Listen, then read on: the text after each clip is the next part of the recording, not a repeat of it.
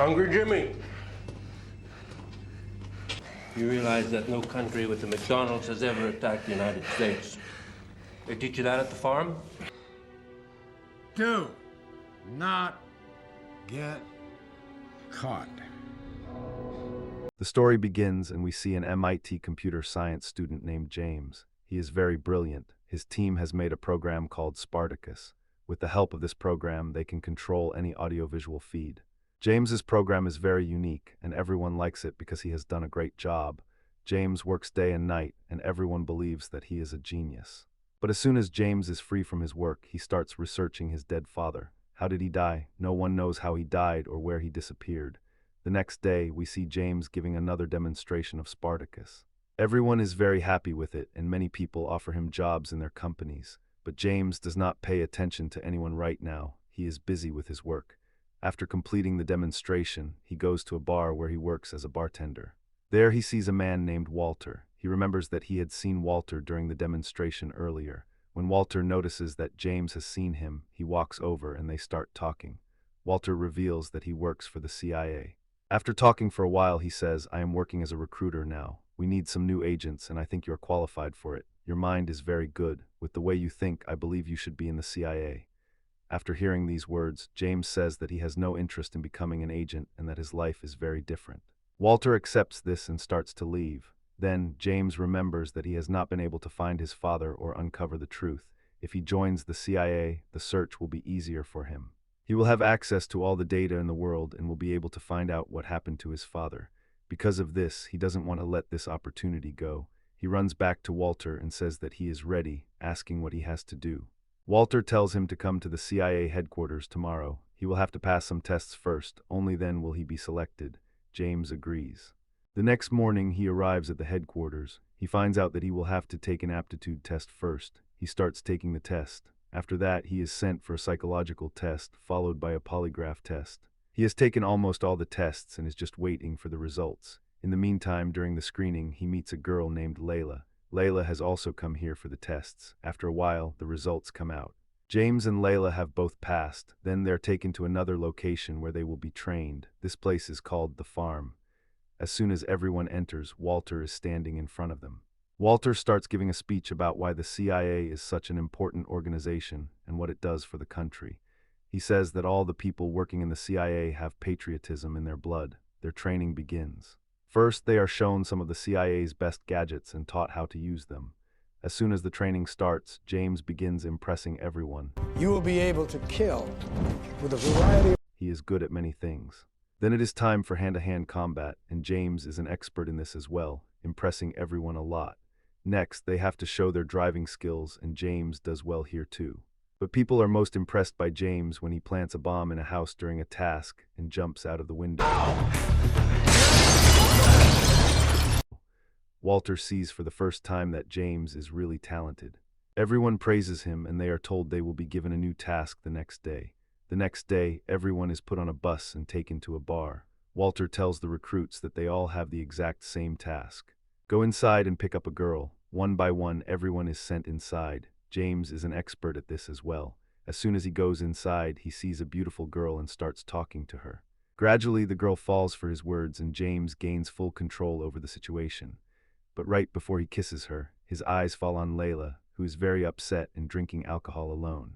James runs over to her and asks what happened. Layla does not say anything at first, but after a while she reveals that she has been removed from the program. She feels terrible and doesn't know what to do. James starts comforting her and gradually the two grow closer. Layla has also started liking James. They go outside and start making out. That is when Walter walks outside. When Walter sees them, Layla pulls back and tells James that her actual task was to stop him and prevent him from getting close to his target girl. This means Layla has passed and James has failed. The next day they are taught how to pass a polygraph test. Walter is an expert at this and teaches them what they should do to beat the lie detector test. Then it is Layla and James's turn. They start asking each other highly personal questions, which creates tension. But as time goes by, the closeness between them also increases. After a while, they are given a mission that they have to complete together. But as soon as they go out into the field, a group of men attacks them. They beat James, knock him unconscious, and throw him into a truck. Then they put him in a helicopter and take him far away. As soon as James opens his eyes, he sees a group of goons standing in front of him. They torture him one after another, demanding to know where the CIA farm is located, what operations he is being trained for, and the name of his instructor. They demand full information, but James refuses to say anything. Seeing his silence, they torture him again and again. Time passes, and James's condition keeps getting worse, but he still says nothing. Finally, a man comes in and says, "I know you won't break easily, but I have a way to break you. We have the girl who came with you, and we are killing her. If you don't talk, she won't survive." He throws a piece of bloody clothing at James's face and leaves. James smells the clothes and realizes they belong to Layla. When the men leave the room, James starts crying. Broken by the threat to Layla, he finally gives them Walter's name and begs them not to hurt her. As soon as they hear Walter's name, the door opens, and James realizes that all of this was just part of the training. Everyone had been watching him on monitors. Layla is standing safely outside, crying after seeing what James went through. By giving up a name, James has failed the mission. That evening, he receives an email stating that he has been permanently removed from the program and will never be able to become a CIA agent. James feels terrible about this. He drinks and sits in the bathtub to forget his sorrows, wandering aimlessly around his house all night. When he opens his eyes in the morning, he realizes that Walter has entered his apartment. Walter puts James in his car and says he has something to tell him.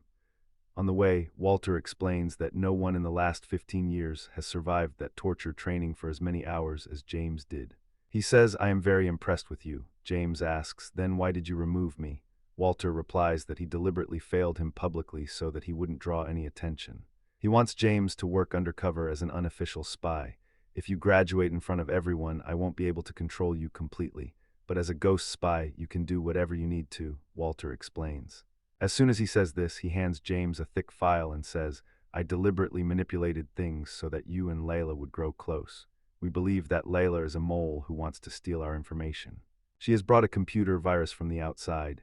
The day she enters our secure system, she will release that virus everywhere, and the whole of America could fall into her grip.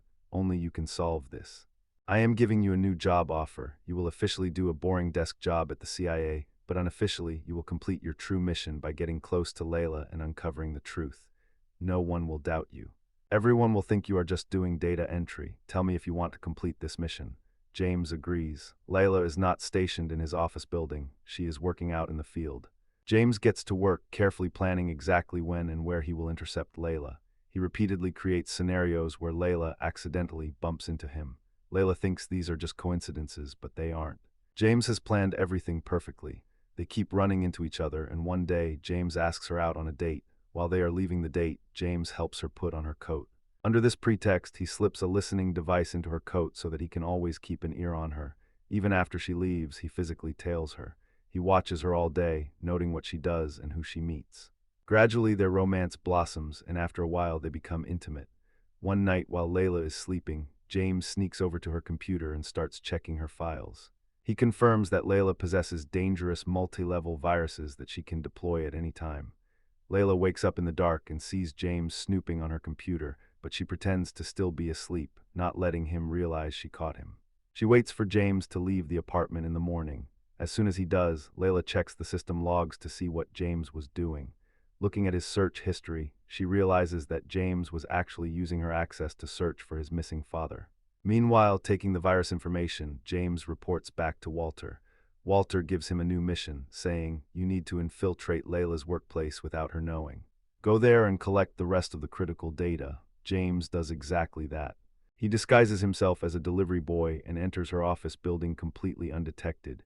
He hacks the system and confirms that Layla has indeed smuggled a virus onto the premises. Time passes like this. One morning, while James is staying at Layla's house, he watches her through the bathroom door and sees her hiding a small transmitter in her coat pocket.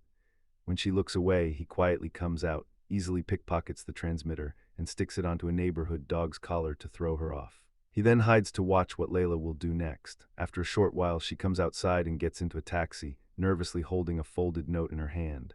James immediately follows her car. She reaches a busy railway station, and James watches closely to see what she is doing. Layla slowly walks through the station until a man wearing a dark hoodie approaches her. Layla silently hands the note to him and walks away. James decides to follow the man in the hoodie to find out who he is. As James tails him down a corridor, the man suddenly turns and attacks James. They engage in a brutal fight for a long time. In the chaos, a gun goes off. James is grazed, but the hooded man takes the bullet and dies instantly. James pulls back the hood, sees the man's face for the first time, and realizes that his name is Jack, a fellow recruit who was with them during their CIA training. Now James does not understand what is happening at all. How could the people from his training batch all be involved in the same conspiracy? He checks the note Layla handed over. His own name is written inside it, and Layla had written that James might have started doubting them, but that he didn't know the full picture yet. Realizing his problems are rapidly increasing, James leaves the station and starts aggressively following Layla in his car. Layla spots him, and a high-speed game of cat and mouse ensues between them for a long time. In the end, Layla loses control, and her car crashes into a large rock. James runs to her wrecked car, points his gun directly at her, and demands, "Tell me, who do you work for and why are you stealing all this information?" Layla coughs and replies, "I work for the CIA." James gets furious and yells, "You are lying." Layla tells him to check her pulse to prove she isn't lying and says, "Listen carefully to what I am telling you. Jack and I were both secretly hired by the CIA's internal security team. I had to steal corrupted data from the tech company I was previously working for. I would plug the flash drive in every day and hide it inside my coffee mug so no one would know. Now that I finally secured that file, I was trying to report back to the CIA." James is completely stunned and confused. James had originally come to kill Layla, but now he takes the flash drive from her and urgently says, "Leave this country. Run as fast as you can." He goes to his own computer to check the file Layla stole, fully expecting it to be fake data. Meanwhile, Layla desperately tries to contact her real CIA handlers for extraction. James analyzes the entire file and realizes that it is absolutely real, and it contains a massively destructive computer virus. He immediately calls Layla and warns her, "Keep running and hiding while I solve this puzzle." That evening, James tracks down Walter, aggressively shoves his gun into Walter's chest, and demands, "What the hell is going on?" "Why are you fooling me?" Walter calmly smirks and replies, "Calm down. Why do you get so hyper every time? I want to give you good news. You have successfully passed the test this time too. This was your final graduation test. And forget about thinking you killed someone. Jack is perfectly alive. I set up this entire scenario, and that file you found is just a fake prop." James argues, "I personally checked that file's code. It is not fake." Walter scoffs, "You are still doubting me. If you really think so, point your gun at my head. Your gun is a fake prop, and so are the bullets inside it. Come on, shoot me and see." James aims the gun at him. Walter notices James hesitating, but just as James is about to press the trigger, Walter realizes the danger and violently smacks James's hand away. The gun fires, and a real bullet completely shatters the glass window behind them. Seeing the broken glass, Walter instantly understands that his cover is blown and that James knows a massive fraud is taking place here. Walter immediately draws his own real weapon, and James realizes that Walter intends to murder him. James grabs the bag containing the virus drive and runs for his life, fleeing into an adjacent building. Walter fiercely chases after him. When Walter loses sight of James in the shadows, he loses his temper and screams out his confession. "I did all this brilliant planning was mine. You don't even know how expensive this virus is on the black market. I am going to frame you for stealing it. Everyone will think you took it for revenge. As soon as the news of this virus breaks, I will sell it for a fortune, and you and Layla will be finished. No one will ever know my true identity. This was my master plan all along, and that is why I was using all of you as my pawns." Hearing this villainous confession, James quietly turns on his laptop while hiding and runs his own program, Spartacus. He has successfully recorded Walter's audio confession and tries to broadcast it to the CIA's main systems, but the upload stalls in the middle. Walter spots him, points his gun, and demands, "Give me that virus." James looks up and calmly says, "You are caught in your own trap. Everything you just said, your entire treasonous plan, I have sent it to the CIA." Walter looks at the laptop screen, sees the CIA network page, and becomes absolutely furious. He shoots straight at the laptop, destroying it completely. Knowing Walter will shoot him next, James instantly starts running. Walter chases him down the halls, shooting as they run. After a frantic chase, James bursts outside into the night. Walter runs out right behind him. Once outside, Walter freezes when he sees that an entire heavily armed CIA tactical team has surrounded the perimeter, and it was Layla who brought them there. Because James's laptop was destroyed before the upload finished, his threat was just a bluff. The confession never actually reached the CIA servers. However, Walter mistakenly believes that his guilt has already been broadcasted and exposed to everyone. He angrily shouts his justification to the surrounding agents. Yes, I stole the CIA's information. I worked for the CIA for a very long time, but during my bad times, the agency never came to help me. So I decided I would use this department for my own financial benefit. The CIA team had originally arrived to arrest James, but upon hearing Walter loudly confess everything, they immediately realize who the real culprit truly is. A senior CIA field agent named Dennis orders Walter to drop his weapon and hand himself over to federal custody. At that moment, Walter suddenly understands the trick James played on him.